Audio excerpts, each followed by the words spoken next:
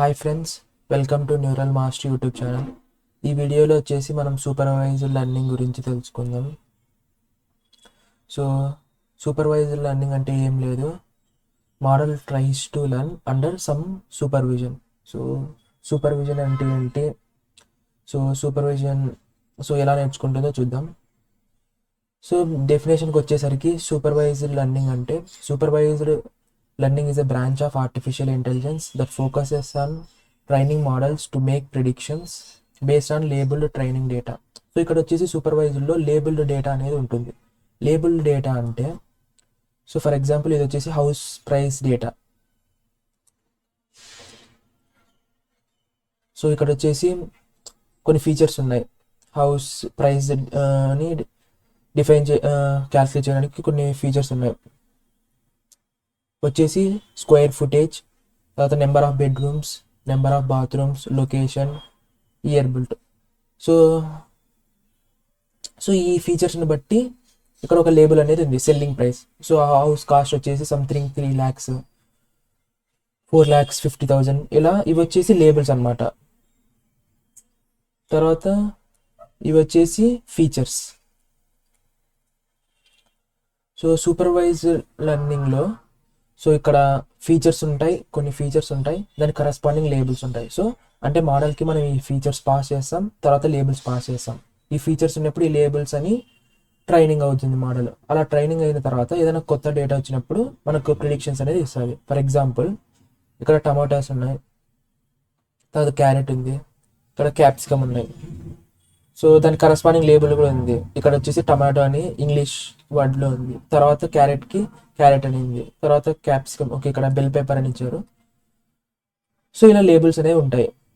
ఇలా corresponding features తర్వాత వాటి లేబుల్స్ అనేవి ఉంటాయి. వాటిని మోడల్స్ పంపిస్తాం. మోడల్ ట్రైన్ అయిన తర్వాత మోడల్ ఎలా ట్రైన్ అవుతుంది అవనేవి లైక్ వేరే వీడియోలో చూద్దాం. సో మోడల్ ట్రైన్ అయిన తర్వాత ఏదైనా కొత్త డేటా పంపించినప్పుడు మనం మోడల్ అనేది ఇలా అవుట్కమ్స్ అనేది ఇస్తుంది. ఇది సూపర్వైజ్డ్ లెర్నింగ్లో జరిగేది. సో డెఫినేషన్ చూసినట్లయితే supervised learning is a foundation branch of machine learning, involves training models using label data set. So ఇక్కడ ట్రైనింగ్ అనేది based on label data sets use చేసి జరుగుతుంది. ఇక్కడ వచ్చేసి బోత్ ఇన్పుట్ ఫీచర్స్ తర్వాత అవుట్కమ్స్ మనకు రెండు అనేవి మనకు తెలుసు. సో అంటే ఇన్పుట్ ఫీచర్స్ తెలుసు, లేబుల్స్ అనేవి డేటాలో ఉంటాయి. The algorithm learns patterns in the data and create a model that can predict outcomes for a new data based on these patterns. So మనం ఏదైతే ఆల్గరిథం యూజ్ చేస్తున్నామో ఆల్గరిథం అనేది input features నుంచి కొన్ని ప్యాటర్న్స్ నేర్చుకొని అవుట్పుట్ అనేది ఇస్తుంది. So ఎప్పుడైతే ఏదైనా కొత్త డేటా ఇచ్చినప్పుడు ఇది ఆ మోడల్ అనేది అవుట్కమ్స్ అనేది ప్రిడిక్ట్ చేయడం జరుగుతుంది. సో ఇక్కడ ఒక ఎగ్జాంపుల్ అనేది తీసుకున్నాడు. ఇందాక మనం ఇక్కడ హౌస్ ప్రైస్ ప్రిడిక్షన్ తీసుకున్నట్టు ఇక్కడ ఒక example. So predicting the market rate of used cars. So based on attributes like ఏ ఇయర్లో అది కొన్నారు, తర్వాత దాని బ్రాండ్ ఏంటి, తర్వాత ఎంత మైలేజ్ ఇస్తారు. ఈ ఫీచర్స్ని బట్టి మనం కార్ మార్కెట్ ప్రైస్ అనేది మనం డిటెక్ట్ చేయొచ్చు. ఇది ఒక ఎగ్జాంపుల్. సో ఒకసారి మోడల్ ట్రైన్ అయిన తర్వాత మనం రియల్ వరల్డ్ సినారియోస్లో కూడా అప్లై చేసుకోవచ్చు. తర్వాత ఇక్కడ చూసుకున్నట్లయితే ఇక్కడ మనకు అవుట్పుట్స్ అనేవి కంటిన్యూస్ వాల్యూస్ ఉన్నాయి. తర్వాత కొన్ని ఇక్కడ ఈ ఎగ్జాంపుల్లో అయితే అవుట్పుట్ వాల్యూస్ అనేవి కేటగిరియల్ వాల్యూస్. సో మెయిన్గా సూపర్వైజ్డ్ లెర్నింగ్ అనేది సూపర్వైజ్డ్ ఆల్గరిథమ్స్ని 2 typesగా క్లాసిఫై చేస్తారు. ఫస్ట్ వచ్చేసి రిగ్రెషన్ ఆల్గరిథమ్స్, నెక్స్ట్ వచ్చేసి classification algorithm. So regression algorithms, classification algorithms ఎలా క్లాసిఫై చేస్తారంటే మనం ఏవైతే లేబుల్స్ ఉంటాయి కదా, సో ఆ లేబుల్స్ దాన్ని అవుట్పుట్ వేరియబుల్ అంటాం. So if the output variable is continuous, so వాటికి మనం రిగ్రెషన్ ఆల్గరిథం అప్లై చేస్తాం. If output variable is categorical, then వాటికి మనం క్లాసిఫికేషన్ ఆల్గరిథమ్స్ అప్లై చేస్తాం. కంటిన్యూస్ అంటే ఏం లేదు, మామూలుగా 1 2 3 4 కానీ లైక్ ఏమైనా continuous values, output variable continuous values ఉంటే వాటికి మనం రిగ్రెషన్ ఆల్గరిథమ్స్ అప్లై చేస్తాము. లేకపోతే అంటే 0 1 2 ఏదైనా క్లాసెస్ కానీ, తర్వాత పాస్ ఆర్ ఫెయిల్, తర్వాత ఏవైనా స్పామా నాట్ స్పామా, సో ఇలా ఏమైనా కేటగిరియల్ వాల్యూలు ఉంటాయి కదా, వాటికి మనము క్లాసిఫికేషన్ ఆల్గరిథమ్స్ అనేవి అప్లై చేస్తాం.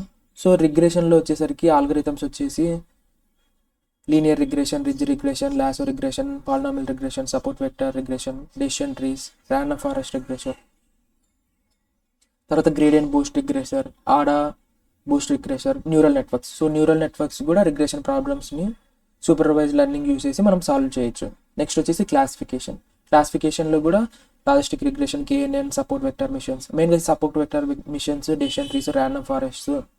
సో ఇవి వచ్చేసి బోత్ క్లాసిఫికేషన్కి రిగ్రెషన్కి రెండు ప్రాబ్లమ్స్కి మనం యూజ్ చేయొచ్చు. ఎలా యూజ్ చేయొచ్చు అనేది నెక్స్ట్ వీడియోస్లో చూద్దాం.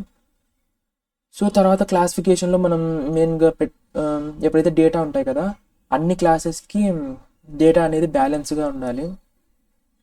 ఫర్ ఎగ్జాంపుల్ బ్యాలెన్స్గా ఉండడం అంటే, ఫర్ ఎగ్జాంపుల్ ఇప్పుడు 1000 డేటా పాయింట్స్ ఉన్నాయి. డేటా పాయింట్స్ అంటే ఏం లేదు, ఇప్పుడు ఇక్కడ ఇవి ఉన్నాయి కదా ఫీచర్స్. సో ఇలా మొత్తం ఇక్కడ వచ్చేసి 1 2 3 4 5 6 7 8 9 10. సో టోటల్ 10 ఉన్నాయి. సో అలా ఇప్పుడు ఎప్పుడైనా మన దగ్గర ఎప్పుడైనా ఫర్ ఎగ్జాంపుల్ 1000 డేటా పాయింట్స్ ఉన్నప్పుడు ఇప్పుడు 900 అందులో యాపిల్ ఉన్నాయి, ఒక 50 వచ్చేసి క్యారెట్ ఉన్నాయి, ఒక 50 వచ్చేసి సంథింగ్ బెల్ పెప్పర్ ఉన్నాయి. సో అప్పుడు మోడల్ మనం ఇలా ఇన్బ్యాలెన్స్ క్లాస్తో ట్రైన్ చేసినప్పుడు మోడల్ అనేది ఎప్పుడు మనం ఏదైనా ఇన్పుట్ ఇచ్చినప్పుడు, ఏదైనా క్యారెట్ బెల్ పేపర్ ఇచ్చినా అప్పుడు ఒక్కొక్కసారి అది టమోటాగా కిందనే క్లాసిఫై చేస్తారు, ఎందుకంటే ఇంబ్యాలెన్స్గా ఉంది డేటా. సో డేటాని బ్యాలెన్స్ చేసుకోవడం కూడా చాలా ఇంపార్టెంట్. ఫర్ ఎగ్జాంపుల్ ఇప్పుడు ఇలా మదర్ ఉన్నారు, ఈ చిన్నపిల్లోడికి సంథింగ్ ఇలా రౌండ్ కలర్లో ఇలా సంథింగ్ ఉంటే దాన్ని డోనట్ అని చెప్పింది. సో అలా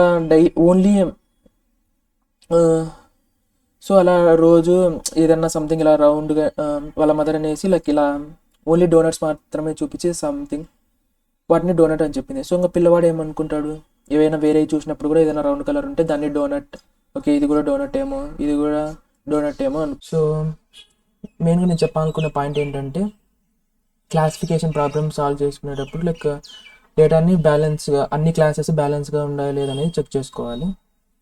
సో అంతే ఫ్రెండ్స్, నెక్స్ట్ వీడియోలో మనం అన్సూపర్వైజ్డ్ తెలుసుకుందాం.